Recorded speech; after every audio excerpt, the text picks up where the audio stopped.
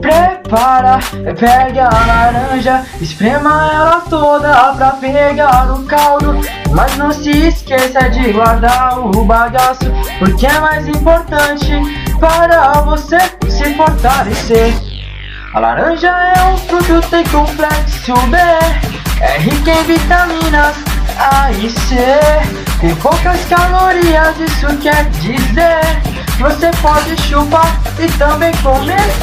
Como fósforo, cálcio para ajuda a fortalecer seus dentes. Agora é a vez de falar do ferro. Prova toda hemoglobina, respira melhor menina. Como fósforo, cálcio para ajuda a fortalecer seus dentes. Agora é a vez de falar do ferro.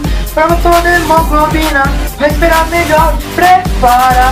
E agora é a hora de jogar laranja fora e pegar um copo e encher de leite com muita lactose, composto com glicose.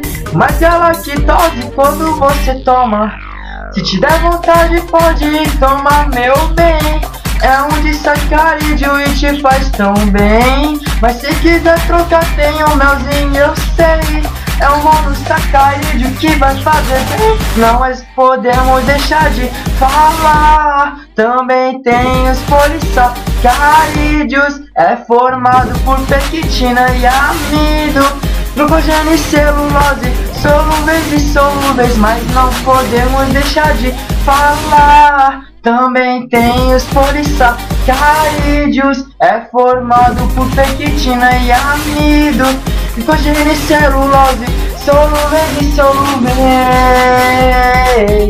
Chupa a laranja,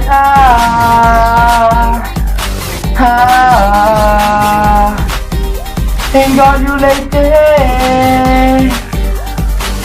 prepara.